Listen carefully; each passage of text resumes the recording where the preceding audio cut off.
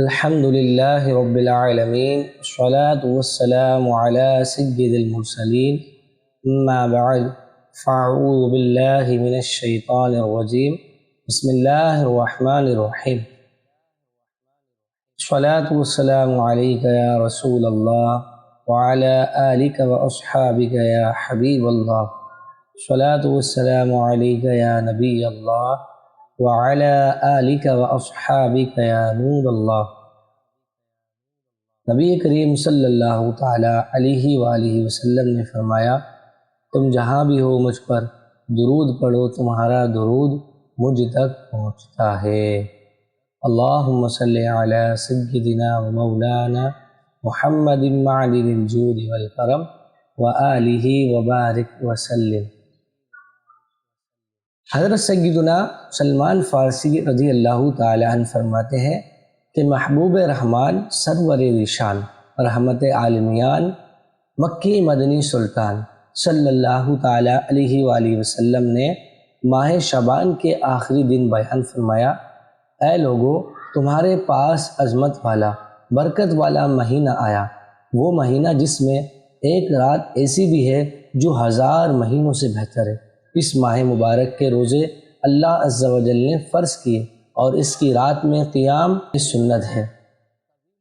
جو اس میں نیکی کا کام کرے تو ایسا ہے جیسے اور کسی مہینے میں فرض ادا کیا،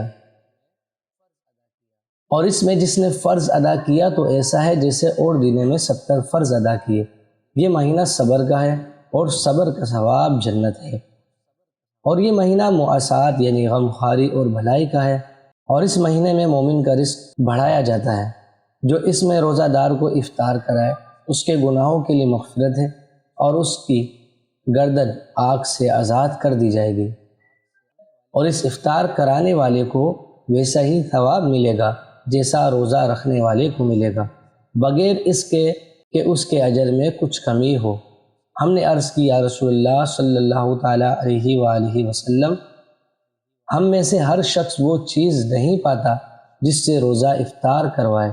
آپ صلی اللہ تعالیٰ علیہ وآلہ وسلم نے ارشاد فرمایا، اللہ تعالیٰ یہ ثواب تو اس شخص کو دے گا جو ایک گھونٹ دودھ یا ایک کھجور یا ایک گھونٹ پانی سے روزہ افطار کروائے، اور جس نے روزہ دار کو پیٹ بھر کر کھلایا اس کو اللہ تعالیٰ میرے حوض سے پلائے گا، یہ کبھی پیاسا نہ ہوگا یہاں تک کہ جنت میں داخل ہو جائے گا۔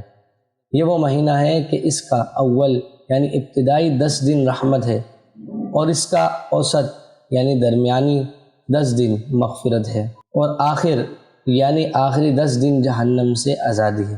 جو اپنے غلام پر اس مہینے میں تخفیف کرے یعنی کام کم لے، اللہ تعالیٰ اسے بخش دے گا اور جہنم سے آزاد فرما دے گا۔ اس مہینے میں 4 باتوں کی کثرت کرو، ان میں سے 2 ایسی ہیں جن کے ذریعے تم اپنے رب عز و جل کو راضی کرو گے، اور بقیہ 2 سے تمہیں بے نیازی نہیں۔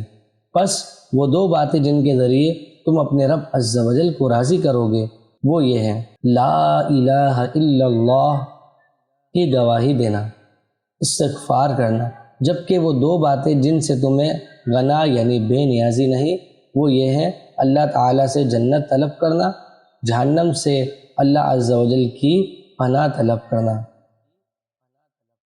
جو حدیث پاک بیان کی گئی اس میں ماہ رمضان المبارک کی رحمتوں، برکتوں اور عظمتوں کا خوب تذکرہ ہے۔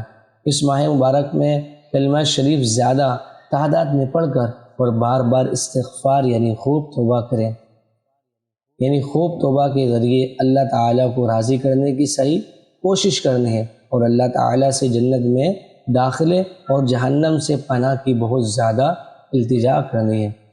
اللہ تبارک و تعالیٰ سے دعا ہے جو کچھ ہم نے سنا اس پر عمل کرنے اور دوسروں تک پہنچانے کی توفیق عطا فرمائے۔ آپ سب کو اگر یہ ویڈیو اچھی لگی تو پلیز قرآن ٹیچر چینل کو سبسکرائب ضرور کریں۔ ملتے ہیں نیکسٹ ویڈیو میں۔ السلام علیکم ورحمۃ اللہ وبرکاتہ۔